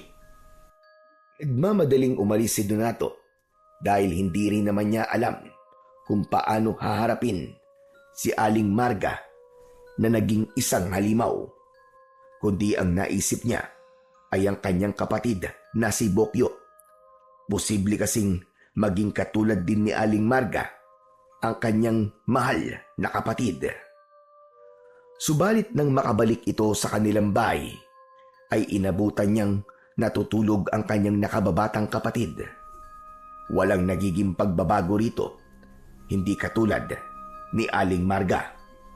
Kaya hindi rin maunawaan yun ni Donato. Epekto kaya yun ng bakuna na ibinigay o sadyang may itinatagong lihim lang si Aling Marga na hindi sinasabi sa kanya? Dahil hindi siya papayag na maggasik ng lagim si Aling Marga, kaya kinuha niya ang kanyang itak at bumalik ito sa bahay ng babaeng biyuda. Ngunit sa kasamaang palad ay wala na roon si Aling Marga. Marahil lumabas na ito ng bahay upang gumala at mambiktima. Samantala, sa bahay naman nila Doc Gudo at Nurse Bibian, buong lugod nilang sinalubong ang kanilang bisita. Pumasok sa kanilang bahay ang isang aswang. Magaling! Ikaw ang kauna-unahang magpapatunay na nagkakaroon na ng bisa ang bakuna na itinurok ko sa inyong lahat. Susunod ka sa aming utos. Huwag kang mag-alala dahil sa bawat gabi ay madadagdagan ang inyong bilang. Nagbago ang anyo ng aswang nakausap nila Doc Gudo. Bumalik ang tunay na anyo nito sa katauhan ni Aling Marga. Siya ang unang taga-Baryo Pag-asa na naging katuparan sa mga plano ng dalawa. Masusunod po ang gusto nyo, Panginoon, para sa inyong kasiyahan. Huwag kang mag-alala dahil sasamahan ka namin ngayong gabi. Sisimulan na natin ang paggasik ng lagim. Iibsa na natin ang ating gutom at uhaw sa mga nilalang na hindi nakatakdang maging kauri natin. Sabay-sabay na nagbago ang anyo ng tatlo at naging halimaw. Magkakasama silang nilamon ng kadiliman upang maghatid ng lagim sa Baryo Pag-asa. Kinabukasan ay naging malaking balita ang tungkol sa mga naging biktima ng aswang. Hindi yun inaasahan ni Kapitan Teban dahil buong akala niya ay magiging tahimik na ang baryo. Nagpunta sa barangay si Donato upang kausapin si Kapitan. Sinasabi mong may maitutulong ka sa bagong problema ng baryo, ganun ba? Opo, Kapitan. Dahil ayoko rin pong tuluyang pamugaran ng mga aswang ang baryo natin. Pero anong magagawa mo? Kilala ko po sila, Kapitan. Lalo na kung sino po ang pasimuno ng problema. Siyang nagdala ng salot sa baryo natin. Abay, sino? Sinabi ni Donato ang kanyang buong nalalaman. Kaya lamang ikinagalit lang yun ni Kapitan Teban. Pambihira ka! Pati ba naman mabubuting tao ay gusto mong idamay sa kalokohan mong ito, Donato? Tumigil ka nga! Pero Kapitan, totoo po sinasabi ko. Sila Doc Gudo at ang asawa niya, sila po may kagagawan ng lagim na nangyayari ngayon sa baryo natin. Nasisiraan na ba ang ulo mo, Donato? Paano sila yun? Samantalang sila pa nga ang pumatay sa mga aswang. Alam po nila yung Kapitan para hindi niyo po sila pag-isipan ng masama. Donato, huwag mo nang siraan pa sila Doc Gudo dahil walang maniniwala sa'yo. Mabubuti silang mga tao. Ginagamot nila ang mga tao dito sa ating baryo para silang magiging aswang. Huwag kang gumawa ng kwento. Wala nang nagawa si Donato. Naging katawa-tawa siya sa kanyang isinumbong kay Kapitan. Kaya naman, ang tungkol sa bagay na yon ay itinawag ni Kapitan Teban kay Doc Gudo. May gustong kumalaban sa atin, Bibian. Ang lakas naman ng loob ng taong yon. Ang ipinagtataka ko, paano niya nalaman ang tungkol sa bagay na yun? Posibleng sinusundan niya tayo. Baka may kakaiba siyang kakayahan, kaya nalaman niya ang lihim natin. Hindi dapat magtagal ang taong yun, Bibian. Kailangan makita natin siya bago pa siya paniwalaan ng mga taga-Baryo Pag-asa. Kailangan mamatay na siya kagad. Wala tayong dapat ikabahala, Gudo. Papalakas na ang ating grupo. Sa mga susunod na araw, maraming taga-Baryo Pag-asa na ang sabay-sabay na magiging aswang. Kaya wala na magagawa ang taong yun. Maaga lang niyang hinanap ang kanyang kamatayan. Dahil sa mga nakakabahalang pangyayari sa Baryo Pag-asa, ay nag-alala na ng husto si Donato. Mahal niya ang baryong kanyang sinilangan at kinalakihan. Ayaw niyang tuluyan itong sakupin ng kadiliman at maging bangungot yun sa mga naninirahan. Ang nais lamang niya ay maging ligtas ang baryo, subalit hindi niya alam kung papaano. Habang malungkot na nag-iisip si Donato, ay nagulat siya dahil biglang nakarinig siya ng tunog ng bibe na tila nahihirapan. Iginala ni Donato ang kanyang paningin at nakita niya ang isang bibe na nadadaganan ng putol na kahoy. Lumapit siya at tinulungan ang bibe. Nang maalis ni Donato ang pagkakadaga ng kahoy, ay nagliwanag ang balahibo ng bibe na nagkulay ginto. Ibinuka ang mga pakpak nito na sinasabayan ng pangingitlog. Isang itlog na kulay ginto ang inilabas ng bibe. Pagkatapos na mangitlog nito, ay biglang nagbago ng anyo ang bibe at naging isang babaeng nagliliwanag. Teka! Sino ka? Isa ka bang diwata? Tumango ang diwata na nagpakita kay Donato.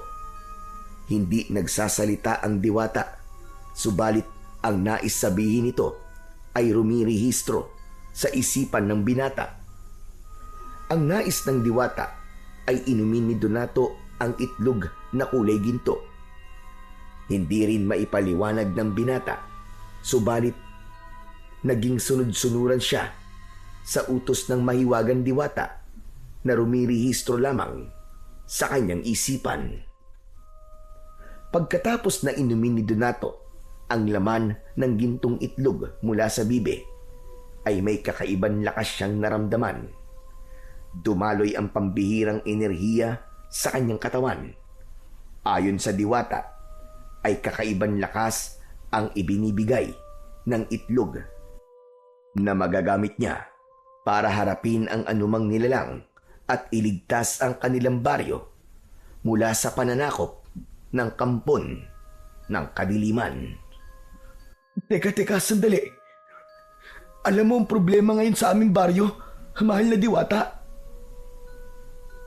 Sumagot sa kanyang isipan ang kausap na diwata. Ayon dito, ay matagal na siyang naninirahan sa Baryo Pag-asa at nagmamasidlang. Siya ang diwatang bantay sa baryo, kaya alam niya ang mga nangyayari. Bilang bantay, ay kailangan niyang gumamit ng kasangkapan upang tulungan ang baryo, at si Donato ang nakita niyang karapat-dapat dahil nagtataglay ito ng kabutihan sa kanyang puso. Salamat. Maraming salamat po, kaibigan diwata, sa pagtitiwala mo sa akin. Pero tanong lang ho, paano ko po haharapin ang mga aswang at paano po tatapusin ang mag-asawang salot dito sa baryo? Ano pong gagawin ko? Ipinagpatuloy ng diwata ang pagpapaliwanag kay Donato sa pamamagitan ng kanyang isipan. Isa-isa nitong idinitalye sa binata ang mga bagay na dapat niyang gawin at isakatuparan. Opo, naiintindihan ko po. At tatandaan ko po ang lahat ng sinabi niyo sa akin. Gagawin ko po yun, pangako, para iligtas po ang baryo namin sa kuko ng alagad ng mga kadiliman. Katapos ng pagpapakita ng diwata at pakikipag-usap doon ni Donato, ay naging bibi ulit ito at muling ng itlog. 3 itlog na kulay ginto ang inilabas ng bibe. Pagkatapos ay lumipad ito at ganap nang nawala. Tinignan ni Donato ang gininto ang itlog. Dahan-dahan niya itong dinampot at tinitigang muli. Ang sabi sa akin, itong mga itlog na to ang gagamitin ko para labanan daw ang mga aswang. Masusubukan ko kung gaano kabisa ang mga itlog na to at kung gaano katotoo ang sinabi sa akin ng diwata na yon. Pumasok na sa loob ng kanilang bahay ang binatang si Donato. Inilagay niya ang 3 piraso ng itlog sa loob ng basket na kanyang ginagamit sa pagtitinda ng balut at penoy, at saka tinakpan yon. Nang sumapit na ang gabi, ay oras na naman yon para sa pagtitinda ni Donato ng balut at penoy. Ang 3 piraso ng itlog ng bibe na kulay ginto ay inihalo niya sa kanyang mga itinitinda. Alam naman niyang hindi siya magkakamali sa pagdampot ng balut na ibibigay sa taong bibili dahil nga iba ang kulay ng itlog na galing sa mahiwagang bibe. Nagpaalam na si Donato sa kapatid niyang si Bokyo. Madalas pa rin hindi maayos ang pakiramdam ng nakababata niyang kapatid. Bagay naman na lubos na ipinagtataka ni Donato, lalo na't naiisip niya ang nangyari kay Aling Marga. Mula nang makita niya ito na naging isang aswang, ay tila hindi na umuuwi sa kanyang bahay ang babaeng byuda. Kung nasaan man ito, ay hindi niya alam. Samantala, sa lugar ni na Doc Gudo at Nurse Bibian, ay doon na malagi si Aling Marga. Naging kasama na nila ito, lalo na ngayong sumapit na naman ang gabi. Ipagpapatuloy nila ang kanilang misyon. Gaya ng nasa plano ni na Doc Gudo at Nurse Bibian, na sa bawat gabi ay madadagdagan ang mga gumagalang aswang sa baryo ng Pag-asa, sa niyon ng patuloy na pag-epekto ng bakunang itinurok sa mga residente. Malalim na ang gabi nang naipaubos ni Donato ang kanyang tinitindang balut at penoy. Papauwi na siya, sakay ng kanyang pedicab, nang maramdaman niyang tila may sumusunod sa kanya. Subalit kapag iihinto niya ang pedicab at lilingon siya, ay wala naman siyang nakikita. Kaya naman, ipinagpatuloy na lamang niya ang pagmamaneo. Kaya lamang, habang binabagtas niya ang daan, ay may biglang tumawid sa kalsada na hindi naman niya maitsurahan kung ano yun. Tuloy-tuloy ito sa kabilang bahagi ng kalsada. Subalit, nang titignan niya, ay biglang may dumamba mula sa kanyang likuran. Kaya nahulog siya sa pagkakaupo niya sa may manibela ng pedicab. Nahulog siya sa lupa habang umibabaw sa kanya ang aswang na umatake. Gamit ang braso ay inundayan niya ng suntok ang aswang na sumugod sa kanya. Bumulagta ang aswang. Hindi niya inaasahan na ganun kalakas ang suntok niya. Naisip niya ang itlog na kulay ginto na ipinainom sa kanya ng diwata. Nang bumulagta ang aswang na umatake sa kanya, ay agad niyang naalala ang mga sinabi sa kanya ng mahiwagang diwata. Ayon sa diwata, ay maaari niyang gamitin ang itlog galing sa mahiwagang bibe. 3 piraso lang ang ibinigay sa kanya, subalit hindi ito mauubos. dahil kapag nagamit niya ito upang labanan ang kampo ng dilim, ay mapapalitan ito. Kusang magkakaroon ng kapalit sa loob ng basket na kanyang lagayan. Kaya naman, agad niyang kinuha ang isang itlog na kulay ginto at ibinato niya yon sa aswang. Tumama sa katawan ng aswang ang itlog at ito'y nabasag. Ang laman ng itlog ay kumalat sa buong katawan ng aswang. Umatungal at sumigaw ang aswang dahil tila napapaso ito sa kumalat na laman ng itlog sa kanyang katawan. Ang galing! May taglay ng kakaibang lakas ang itlog. Umusok ang katawan ng aswang. Habang umuusok ang katawan ng aswang, ay takot na takot itong tumakbo papalayo hanggang mawala sa kadiliman. Subalit mawala man ito sa paningin ni Donato, ay alam niyang hindi magtatagal ang buhay nito at siguradong mamamatay din. Subalit hindi pala napuruhan ang aswang na ginamitan ni Donato ng gininto ang itlog, kundi nagtungo ito kina Doc Gudo at sinabi ang nangyari sa kanya. Hindi maaari ito. May humahad lang sa ating plano. Hindi to magandang balita, Bibian. Kung sino man ang pangas na yon, dapat siyang tapusin habang maaga pa. Dapat siyang patayin. Tama ka. Kaya maghanda tayo. Kung sino man siyang pakialamero siya, matitikman niya kung paano magalit ang lahing aswang. Saka wala tayong dapat ipag-alala. Lumalakas na ang ating puwersa ngayon. Dumarami na ang mga alagad na magiging kakampi natin. Hindi magtatagal ay masasakop na natin ang baryong ito. At tayo na ang kanilang magiging Panginoon. Samantala, hindi na rin mapalagay si Kapitan Teban dahil sa balitang patuloy na pagdami ng mga aswang sa kanilang baryo. Kaya hinanap nito si Donato. Mahalagang makausap niya ang binata. Salamat at natagpuan kagad kita, Donato. Sinadya kita dahil sa mga sinabi mo sa akin dati. Tungkol po saan, Kapitan? Sa nalaman mo tungkol kina Doc Gudo.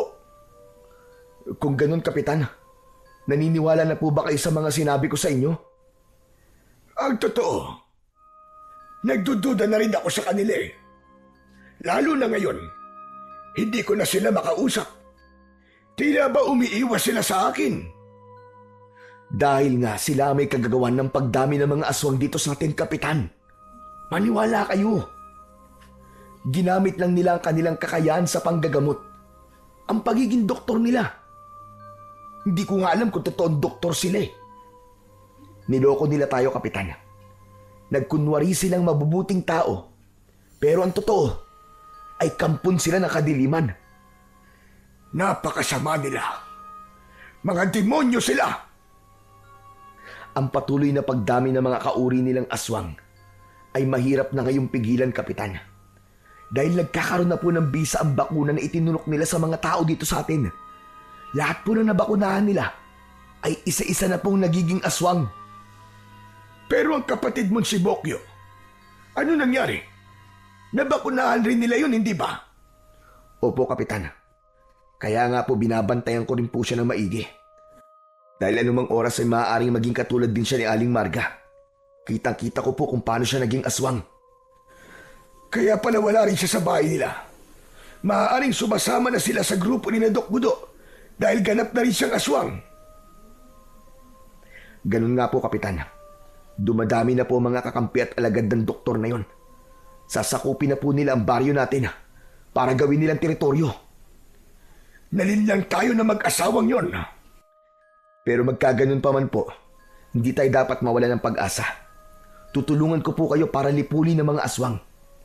Hindi nila masasakop ang baryo Pag-asa dahil para sa atin to, hindi para sa mga aswang. Ipinagpaliban na muna ni Donato ang pagtitinda ng balut. Kailangan magkaroon siya ng panahon para sa lumalalang problema sa kanilang baryo. Nakapangako na rin siya kay Kapitan natutulong siya para lipulin ang mga aswang na dumarami sa kanilang lugar. Inabot na siya ng dilim sa pakikipag-usap kay Kapitan Teban. Nang makarating siya sa kanilang bahay, ay una niyang hinanap ang kanyang kapatid na si Bokyo. Wala ito roon. Inakala niyang nasa labas lamang. Kaya lang, nakita niya ang saklay nito na nakasandal sa dingding ng bahay. Hindi naman magagawa ng kapatid niya na makalabas ng bahay na hindi dala ang saklay dahil sa taglay nitong kapansanan. Naupo na napaisip si Donato kung nasaan si Bokyo. Subalit ganyan na lamang ang sindak niya nang mula sa isang lugar ng bahay ay biglang sumulpot ang isang halimaw, isang batang aswang. Bago pa siya masaktan nito ay agad siyang nakaiwas. Habang nakamasid si Donato sa batang aswang ay isang katanungan ang namutawi sa labi ng binata. "Bokyo, ikaw ba yan?" Nakatingin lamang kay Donato ang batang aswang. Gustong labanan ni Donato, kaya lang nagdadalawang isip siya dahil natitiyak niyang ang kapatid niya ang batang aswang na nasa kanyang harapan. Ganap nang nagkabisa rito ang bakuna mula sa mag-asawang manloloko. Hindi malaman ni Donato kung paano niya haharapin ang halimaw. Bago pa nakapag-isip ang binata ng dapat gawin, ay tumakbo papalabas ng bahay ang batang aswang hanggang sa ganap na itong makalayo at mawala sa kanyang paningin.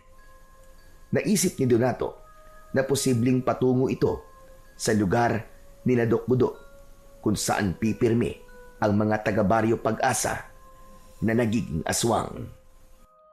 Hindi na biro ang nangyayari, kaya kailangan ng kumilos talaga ni Donato, lalo na't maging ang kanyang nag-iisang kapatid ay isa na ring aswang ngayon.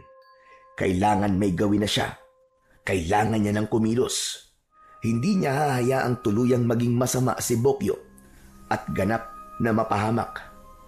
Para naman sa mag-asawang may kagagawan ng kasamaang nangyayari sa kanilang baryo, kailangan magbayad ang mga ito. Kamatayan ang dapat sapitin nila dahil sa kanilang panloloko at kademonyuhan. Walang oras na dapat sayangin si Donato. Kailangan niya nang harapin ang mga taong nararapat singilin. Kinuha niya ang kanyang itak at isinukbit sa kanyang bewang. Binitbit rin niya ang basket na ginagamit niya sa pagtitinda ng balut dahil naroon ang gintong itlog na gagamitin niya upang harapin ang mga aswang. Ang itlog na to ang magiging sandata ko para tapusin ang kasamaan ng mga aswang sa baryong to. Lumakad na si Donato para magtungo sa tirahan ni Nadokbudo. Hindi na siya sumakay sa kanyang pedicab dahil baka makaabala lang ito. Isa pa, hindi naman kalayuan ang tirahan nila. Subalit bago pa siya makarating sa tinutuluyan ng mga ito, ay may sumalubong sa kanyang aswang. "Ayos! Buena mano ang aswang na to ah. Sige, subukan mo lang sumugod sa akin at may paglalagyan ka talaga." Inihanda ni Donato ang kanyang sukbit na gulok. Ito muna ang kanyang gagamitin bago ang gintong itlog. Hindi nga nagkamali ng kutob ang binata dahil agad na sumunggab sa kanya ang dumating na aswang. Pero naihanda na ni Donato ang kanyang gulok, kaya agad niyang inihataw yun sa aswang. Nasugatan ang braso ng halimaw, kaya lalong naulol ito sa galit. Kahit pasugatan ay muli itong umatake pero naihanda na ni Donato ang gitong itlog. Ibinato niya yon sa aswang, sa pulang halimaw at tinamaan ito sa ulo. Tila isang solidong bagay ang tumama sa aswang at sobra niyang ininda yun. Nabasag din ang itlog na tumama sa aswang at ang laman nito ay kumalat sa katawan. Umusok ang katawan ng aswang. Hindi malaman ang gagawin, kaya nagpagulong-gulong ito sa lupa. Kasabay nun ang pagbabago ng anyo nito. Nagulat si Donato nang ganap na maging aswang ito at umatake sa kanya. Tumambad sa harapan ng binata ang anyo ni Aling Marga. Siya ang aswang na sumugod dito. Kaya lamang wala na itong buhay dahil yon sa gintong itlog na ginamit niya pamuksa sa mga alagad ng dilim. Hindi pa natatagalan ay 2 aswang pa ang dumating. Mas nakakatakot ang anyo ng mga ito. Subalit hindi nagpasindak si Donato. Kailangan niyang mas maging matapang at mas malakas dahil siya lamang ang inaasahan ng mga taga-baryo na magliligtas sa kanila sa kamay ng kampon ng kadiliman. Magkakasabay na umatake sa binata ang 2 aswang. Agad siyang kumuha ng gintong itlog. Ipinampukol niya yon sa mga aswang na sumugod sa kanya. Subalit mas maliksi ang mga ito. Naku po, naloko na. Sumablay pa ako. Hindi ko tinamaan. Kailangan maging asintado ako sa pagbukol sa mga aswang na to. Baka maubos ang itlog na sandata ko. Hinawakan niya ang kanyang gulok para yun muna ang kanyang gamitin. Tumakbo ang binata at nagpahabol sa 2 aswang. Kailangan niyang gawin yun upang makakuha siya ng tiyempo at matiyak na tatamaan niya na ang mga ito sa susunod na pagpukol niya gamit ang gintong itlog. Sige, humabol kayo sa akin! Habang tumatakbo, inihanda ni Donato ang itlog na gagamitin niya. Bigla siyang huminto sa pagtakbo at ipinihit ang kanyang katawan upang ibato ang hawak niyang itlog. Agad na sa pole ang isa sa 2 aswang. Umusok agad ang katawan nito. Nang mabasag ang itlog, ay kumalat sa katawan ng halimaw ang laman nun. Nagwala ang aswang, samantalang hindi malaman ng isa pang aswang ang gagawin upang tulungan ang kasama. Kaya sinamantala ni Donato ang pagkakataong yon at ipinukol dito ang isa pa niyang hawak na gininto ang itlog. Mga loko kayo! Katapusan niyo na ngayon! Buong lakas na pinakawalan ni Donato ang hawak na sandatang itlog. Tiniyak niyang tatamaan ng isa pang aswang na siya ngang nangyari. Umatungal niyang malakas ang isa pang halimaw ng tamaan nito. Kaya ngayon ay pareho nang umuusok ang katawan ng 2 aswang. Maya-maya pa ay isa-isa nang bumulagta ang mga ito. Halos malusaw ang bahagi ng katawan dahil sa mahiwagang itlog. Nagbago na rin ang anyo ng mga ito. Kitang-kita ni Donato kung sino ang 2 aswang na kanyang napatay. Sina Doc Gudo at ang asawa niyang si Nurse Vivian. Sinasabi ko na nga ba, sila talaga ang mga aswang eh. Pasensya na kayo, Doc. Trabaho lang, walang personalan. Kayo rin ang may kagustuhan na mangyari sa inyo to eh. Tama lang na pagbayaran yung ginawa niyong panluloko sa mga taga rito sa Baryo Pag-asa. Inilagay niyo sa kapahamakan ng buhay ng mga taga rito. Mga demonyo kayo! Habang pinagmamasdan ni Donato ang bangkay ng mag-asawa, ay hindi niya napansin ang pagdating ng isa pang aswang na nanggaling sa kanyang likuran. Hinawakan nito ang leeg ng binata at umaktong sasakmalin ang leeg niya. Subalit buong lakas na tinabig yun, kaya nakabitaw ang aswang at tumilapon. Walang yang aswang yun ah! Muntik na ako ah! Nakita niya ang aswang. Mas maliit ito, katulad ng aswang na umatake sa kanya nung naroon siya sa kanilang bahay. Bahagyang natulala si Donato. Naisip niya ang kapatid niya na si Bokyo. Kinabahan siya dahil posibleng ang kapatid niya, ang aswang na ngayon, ay kanyang kaharap. Maaaring si Bokyo ang aswang na to. Paano ko siya harapin? Baka mapatay ko siya. Hindi pwedeng mamatay ang kapatid ko. Hindi alam ni Donato kung ano ang kanyang gagawin. Kung hindi niya lalabanan ng batang aswang, siya naman ang papatayin nito.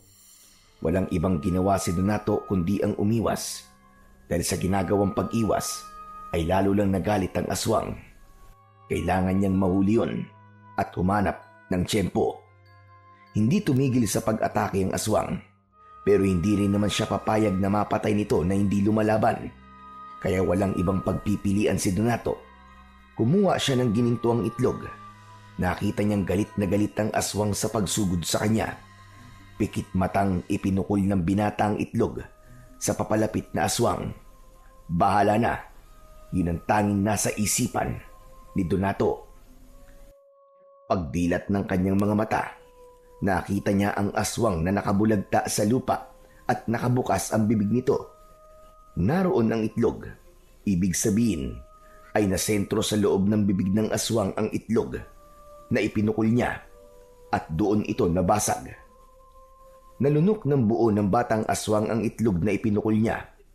Nawalan ito ng malay at maya-maya pa ay nakita niya ang pagbabago ng anyo ng batang aswang. Yun ang naging epekto ng gintong itlog sa nalunok nito. Naging si Bokyo ito. Hindi alam ni Donato kung lalapitan ba niya ang kapatid. Pero saglit pa ay nagkamalay ito at nakita siya. Kuya Donato. Bokyo, kapatid ko. Kuya, ano nangyari? Sapat na ang tanong na yon ni Bokyo para lapitan siya ng kanyang kuya. Ibig sabihin lang ay bumalik na ito sa dati at maging ang isipan ng kapatid. Ang mabuti pa, umuwi na muna tayo sa bahay, Bokyo. Hindi ko maintindihan, kuya.